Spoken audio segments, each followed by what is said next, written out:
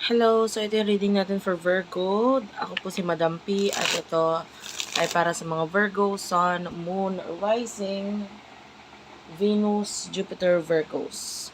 We'll take only what resonates. Hindi ito magre-resonate sa lahat, unfortunately.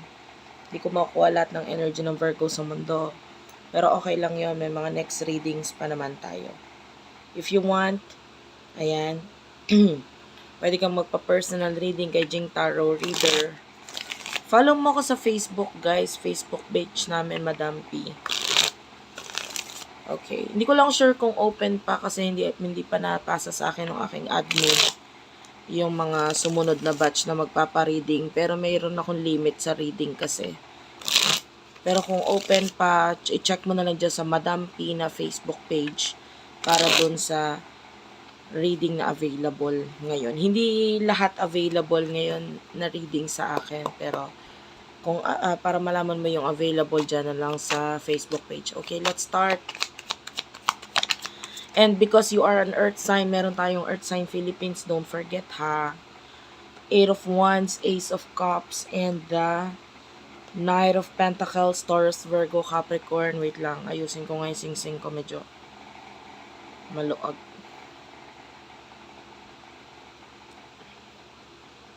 Okay, so bottom of the deck is the Nine of Wands.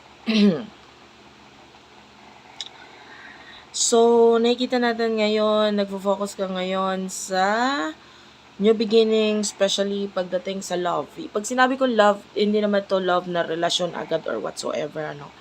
It could be a new beginning na, you know, may kinalaman sa love, pero pwedeng love for yourself, 'di ba? Pwedeng may mga bago kang pinagtutuunan ng pansin ngayon dahil ito ay nakakapukaw ng iyong atensyon or whatsoever, no? Pwedeng ganon. And I feel like you are, you know, being free ngayon sa mga bagay na gusto mong gawin sa buhay mo, sa sarili mo. Nine of Pentacles, ayan, meron kang mga choices dito na pinipili sa sarili mo according sa ito kasi yung gusto mo at hindi ito yung gusto ng ibang tao para sa iyo. So maganda to, no, kasi nagkakaroon ka ng sarili mong desisyon.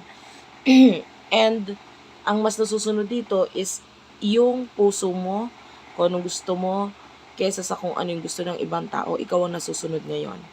The Nine of Wands, yeah. Nakita natin ang daming struggle ng mga nakaraan, no? Nagdulot ito ng kalungkutan sa'yo, heartbreak sa'yo with the Three of Swords.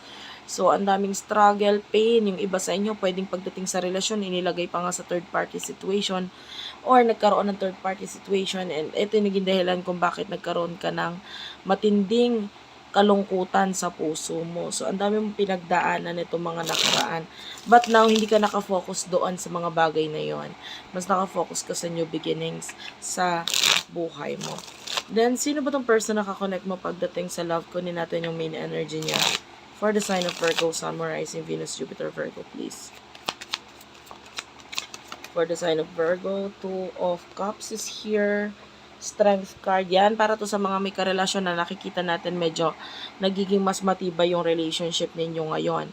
I feel like kung ano man yung mga naging problema ninyo sa relasyon nyo in the past, unti-unti nang nakaka-move on dito. So, pwedeng ito naging involved ito pagdating doon sa sinasabi ko kanina with regard sa third party situation. Pero ngayon, mas nangibabaw yung pagmamahal dito sa relasyon na ito na nagiging dahilan para makapag-move on na sa mga nakaraan na ito. Yung iba naman, this could be a new relationship, and with regard sa mga past ninyo, nandun yung naka-move on na kayo pareho at nagfo-focus na kayo sa kung itinatakbo ng relasyon na ito na nagiging dahilan ngayon para maging mas matibay yung relasyon ninyong dalawa.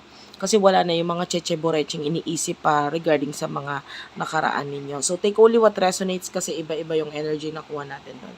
So, ano yung emotion niyo sa isa't isa? So, this reading, hindi siya pang single, no? Kasi nakakita tayo ng relasyon. Emotion niyo sa isa't isa. Nakarinig nga pala ako ng drum or balde. This could be a reading. Pwede may mga truck ng basura. Ayan. Kasi, usually, di ba, pag may truck ng basura, meron silang mga ibinababang mga basura na malalaki na. Ganun yung sounds parang biglang inilapag. So this could be a reading.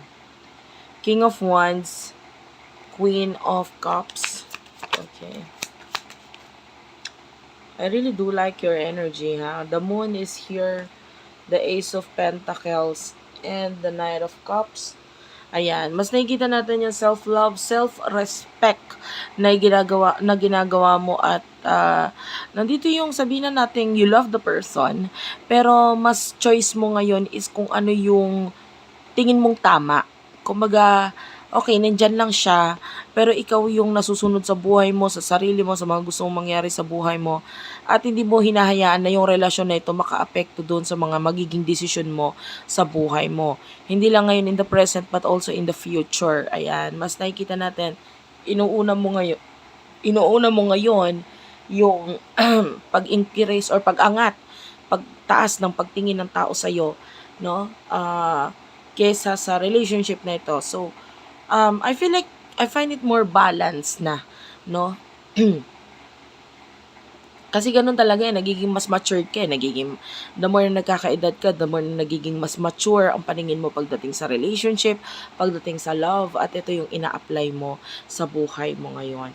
With regards to this person, nakita tayo ng love sa kanya. And nakita pa ako ng new person na gusto mag-offer ng something sa'yo. And I feel like ngayon medyo secret or hindi pa ipinasabi or pinapaalam ko ano yung mga offer na ito. But there's this someone na parang gustong mag-offer ng something sa'yo, gustong lumapit, gustong gumawa ng actions patungo sa'yo. Pero, yeah. Dito sa person na to, I can see a lot of love mula sa kanya. So, what will happen in the near future sa inyong dalawa? Meron talaga tayo nakikitang another person na sumisingit. This could be another connection. Pero more like ang mas nakukuha kong energy, may gusto itong person na ito sa'yo. So, may admirer na gustong mag-offer ng something sa'yo. In the near future, you do have the High Priestess, the Lovers.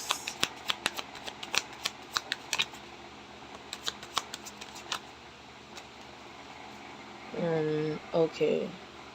The Three of Cups, the Chariot, and the Tower. So, I can see spiritual connection, soulmate connection. Merong mga taong mare-reconcile sa buhay mo. Not necessarily love, it could be friends na babalik sa buhay mo and then may reconciliation sa inyo nitong mga taong ito.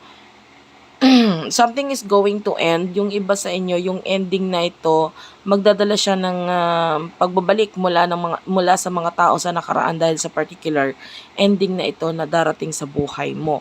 So, I can see yung ending is a way for you na mas mag-grow. Ganun talaga. The Three of Cups is here. The Three of Wands, dalawang number 3 yan. And sa